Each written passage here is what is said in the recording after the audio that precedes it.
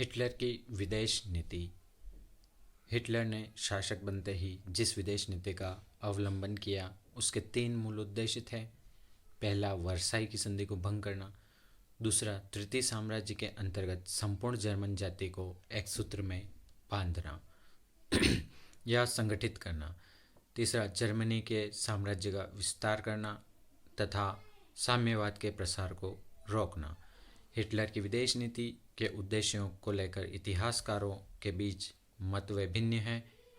सामान्यतः माना जाता है कि हिटलर ने वर्साई की संधि को न मानने की बात की थी, जिसे राष्ट्र संघ के सदस्य के रूप में रहकर पूरा करना संभव नहीं था।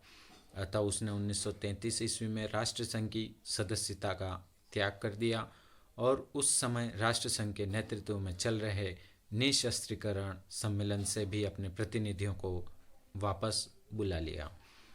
वर्साई की संधि द्वारा लगाए गए विभिन्न प्रतिबंधों को हिटलर ने स्वयं घोषणा कर समाप्त कर दिया। 1935 ईस्वी में हिटलर ने वर्साई के निशस्त्रीकरण संबंधी धारा को त्याग कर वायुसेना की स्थापना कर ली और जर्मनी में अनिवार्य सैनिक सेवा आरंभ की। हिटलर ने युद्ध क्षतिपूर्ति की राशि देने से इनकार कर दिया।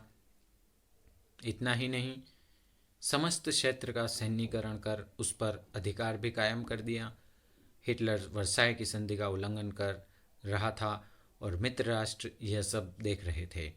कार्यवाही के नाम पर फ्रांस, इटली, इंग्लैंड के प्रतिनिधियों का सम्मेलन स्ट्रेसो में 1938 ईस्वी में हुआ, जिसमें जर्मन सरकार की निंदा की गई किंतु कड़ी कार्रवाई नहीं की गई।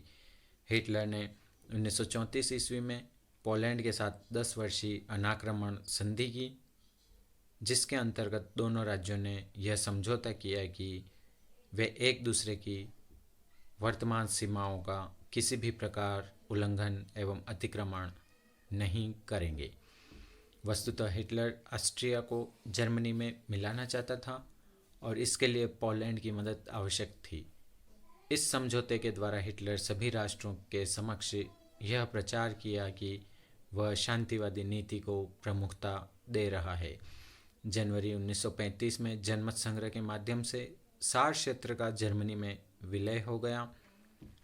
यद्यपि यह जनमत संग्रह वर्साई की संधि की शर्तों के अनुसार हुआ और इसमें हिटलर की कोई भूमिका नहीं थी, लेकिन हिटलर इसे अपनी सफलता के रूप में प्रचारित करने में सफल रहा।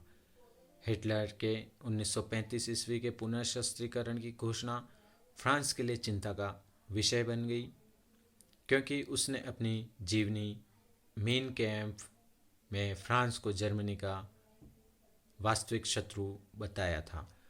हिटलर मित्र राष्ट्रों के मध्य मौजूद संशय का लाभ उठाना चाहता था। जून 1935 ईस्वी में जर्मनी और इंग्लैंड के मध्य संधि हो गई।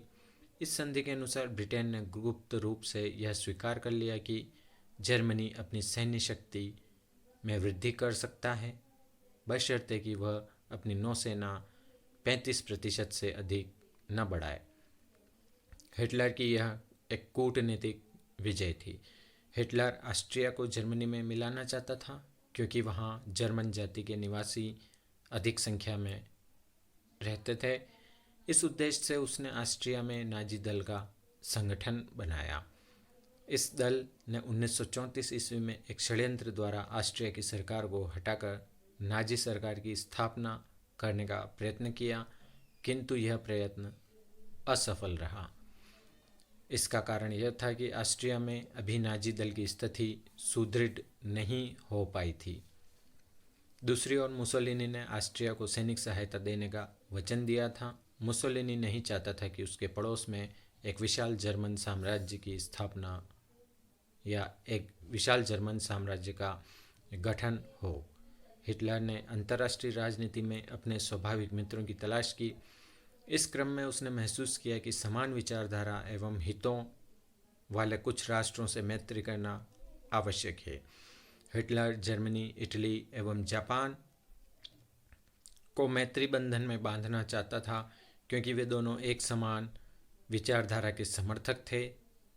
जनतंत्र से इन्हें घृणा थी और साम्यवाद के ये कट्टर शत्रु थे, अतः मैत्री होना भी स्वाभाविक था।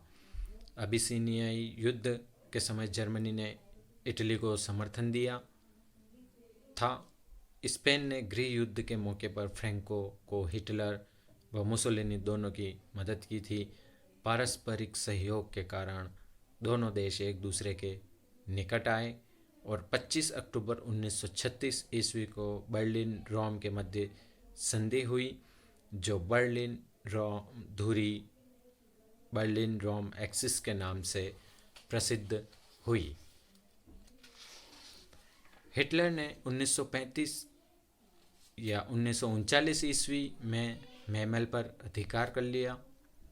इसके बाद हिटलर ने अपने दृष्टि पोलैंड की ओर की।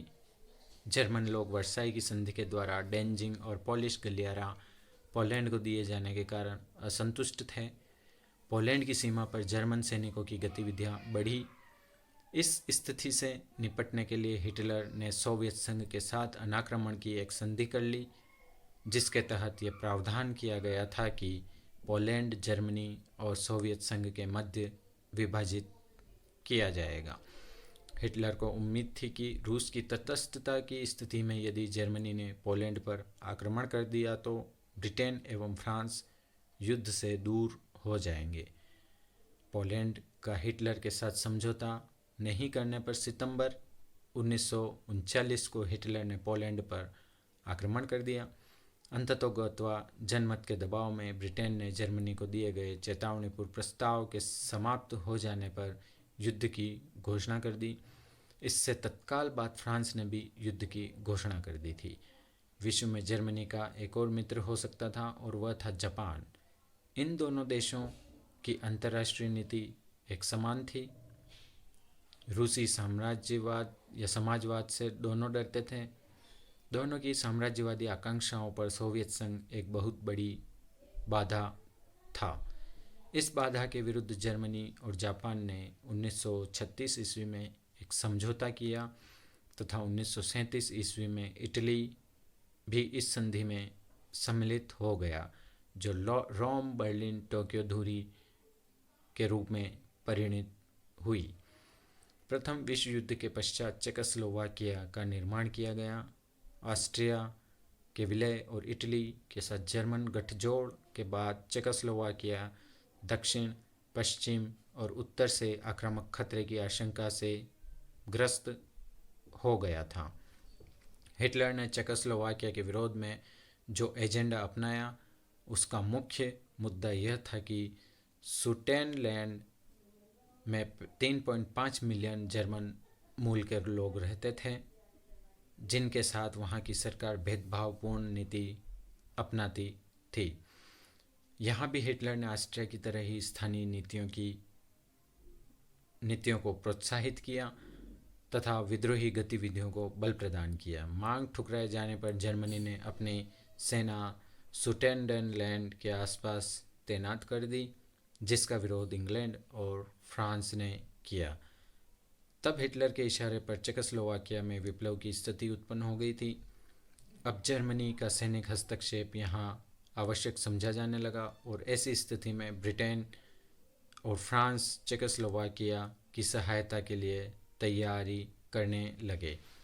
ब्रिटिश प्रधानमंत्री चैम्बरलैन ने इस समस्या का शांतिपूर्ण समाधान करना चाहा। उसने इस युद्ध को रोकने के लिए एक युक्ति निकाली कि जिस प्रदेश में 50% जर्मन जाति के लोग निवास करते हैं, वह म्यूनिख की संधि के अनुसार सुडेटनलैंड के क्षेत्र हिटलर को दे दिया गया। विश्व स्तर पर पैरबाद चैम्बरलैन की इस बात के लिए आलोचना हुई। इस संधि के पश्चात हिटलर का आत्मविश्वास और महत्वाकांक्षा दोनों बढ़ गए थे। हिटलर ने चेक राष्ट्रपति हच्चा को इस बात के लिए बाध्य किया कि वह वहाँ की समस्या के निदान के लिए जर्मनी से सहायता की मांग करे, और इसी बहाने मार्च 1929 तक जर्मन सेना ने शेष चेकोस्लोवाकिया पर भी अपना अधिकार कर लिया। और इस तरह से स्पष्ट हो गया कि न सिर्फ चैम्बरलैन का दावा और उसके तुष्टिकरण की नीति गलत थी, बल्कि यह भी प्रतीत होने लगा कि हिटलर जर्मनी का केवल खोया हुआ प्रांत ही नहीं चाहता है, बल्कि उसकी दृष्टि में एक नए वैकल्पिक व्यवस्था भी है।